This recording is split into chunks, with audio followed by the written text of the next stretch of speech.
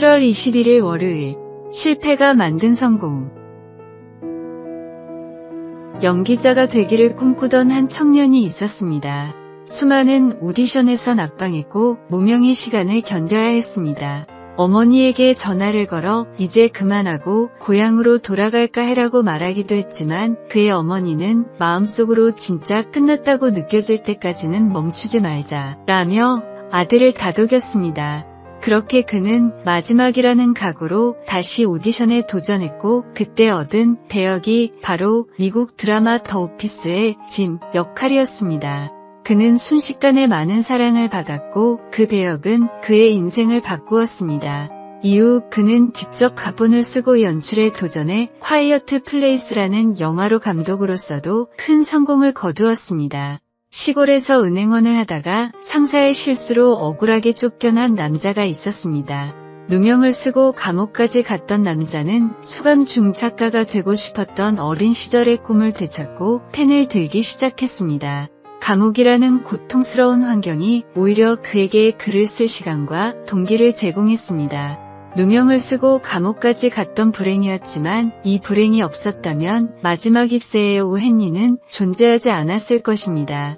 스페인의 무노 세르반테스도 군대에서 장교로 근무하다가 누명을 쓰고 불명예제대를 당하지 않았다면 평생 펜을 들지 않았을 것이고 우리가 아는 돈키호테도 존재하지 않았을 것입니다. 인생의 고난은 때때로 더 큰 성장을 위한 밑거름이 됩니다. 하나님께서는 우리의 실패와 좌절까지도 선한 목적을 위해 사용하십니다. 오늘의 말씀. 다만 이뿐 아니라 우리가 환난 중에도 즐거워하나니 이는 환난은 인내를, 인내는 연단을, 연단은 소망을 이루는 줄 알미로다. 오늘의 만나. 모든 고난과 어려움까지도 하나님이 주시는 선물로 받아들이며 믿음으로 한 걸음씩 성장해 나가는 반석 위에 믿음을 가져봅시다.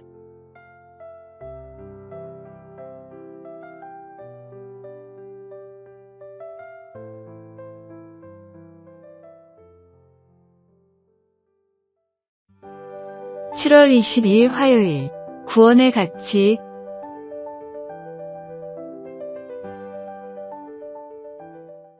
한때 스크린과 TV 드라마를 누비던 국민 배우가 있었습니다. 성 굵은 연기와 강렬한 카리스마로 주로 악역이나 깡패, 권력자 역할을 맡으며 큰 인기를 끌었습니다. 매체에선 늘 무서운 인물로 등장했지만 실제 삶도 평탄하지 않았습니다. 술과 담배, 명예욕, 그리고 사람들과의 갈등, 겉으로는 잘나가 보였지만 내면은 늘 공허함과 분노가 쌓여 있었습니다.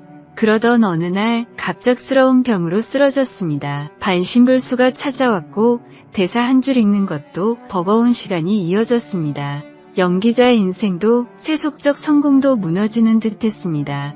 절망 속에서 그는 처음으로 하나님이 정말 계신가? 라는 질문을 붙잡고 성경책을 펴들었습니다. 치료받고 싶어서, 회복되고 싶어서, 말하자면 조건부 신앙이었습니다. 그런데 설교 중 들려온 말씀이 가슴을 치고 들어왔습니다. 병든 몸보다 더 깊이 아픈 건 병든 영혼입니다. 그날 그는 눈물로 기도했습니다. 하나님, 제 영혼을 고쳐주십시오. 그는 병상에서 회개했고 예수님을 인격적으로 만났습니다. 회복된 후 그는 배우가 아닌 목회자가 되었습니다. 명성과 스포트라이트 대신 소박한 예배당과 외딴 섬에서 복음을 전하는 삶을 선택했습니다. 그의 믿음은 처음엔 조건과 바람으로 시작되었지만 결국 하나님의 은혜 앞에 모든 계산이 무너졌습니다. 거저 받은 구원이었지만 그의 남은 삶 전부를 바쳐도 부족할 만큼 귀한 것이었습니다. 오늘의 말씀. 하나님이 세상을 이처럼 사랑하사 독생자를 주셨으니 이는 그를 믿는 자마다 멸망하지 않고 영생을 얻게 하려 하심이라. 오늘의 만나. 귀한 구원받아 하나님의 자녀라는 사실이 믿어지는 은혜를 허락하신 주님께 다시 한번 큰 감사와 찬양을 올려드려 봅시다.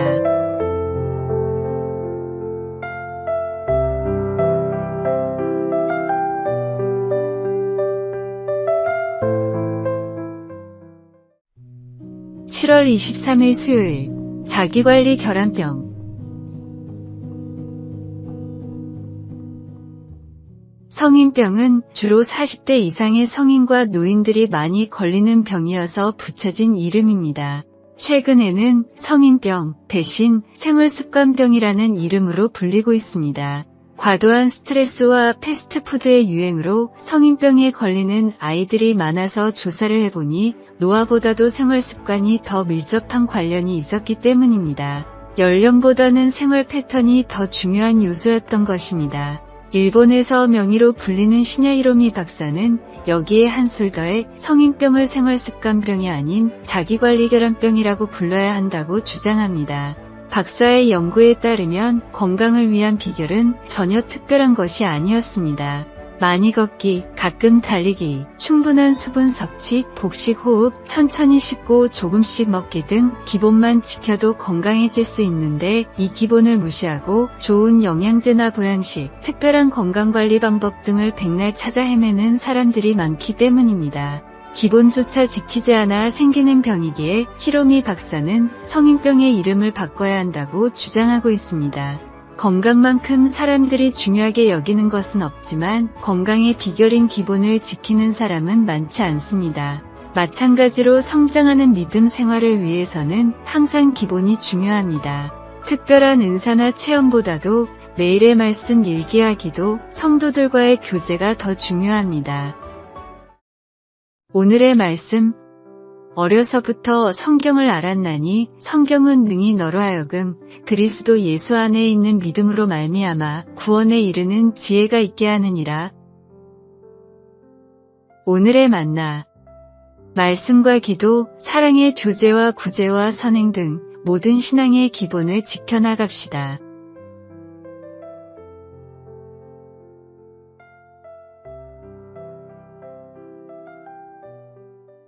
(7월 24일) 목요일. 나무꾼의 지혜.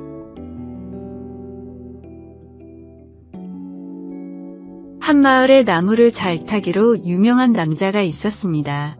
여러 마을을 다니며 높은 나무를 다듬는 일을 하던 남자는 나이가 들어 더 이상 나무를 타지 못했지만 풍부한 경험으로 다른 정원사들을 감독하는 일을 맡았습니다.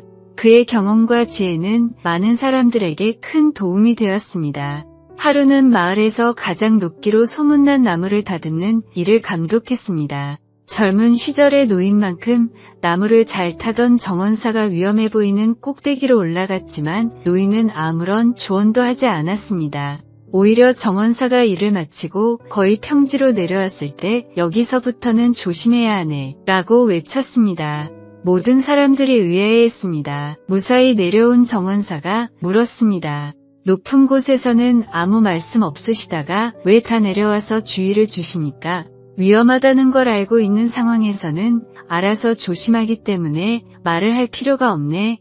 이제 끝났다라고 생각할 때는 방심하기 때문에 누구라도 다칠 수가 있다네. 노인의 말에는 깊은 지혜가 담겨 있었습니다. 도연초라는 책에 나오는 일화입니다. 하나님이 주신 소명을 다하고 천국으로 가는 그날까지 성도의 여정은 끝난 것이 아닙니다. 오히려 신앙이 성숙해질수록 믿음의 경험이 많아질수록 더욱 조심해야 합니다. 오늘의 말씀. 그런즉 선 줄로 생각하는 자는 넘어질까 조심하라. 오늘의 만나. 마귀의 간교에 빠져 넘어지지 않게 끝까지 조심하며 믿음을 지켜나갑시다.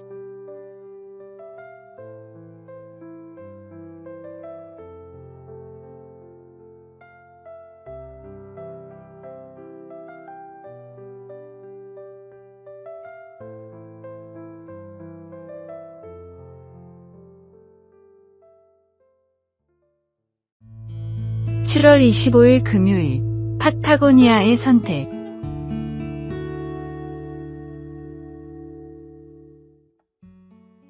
월가의 유명한 회사에 면접을 보러 온 대학생이 있었습니다.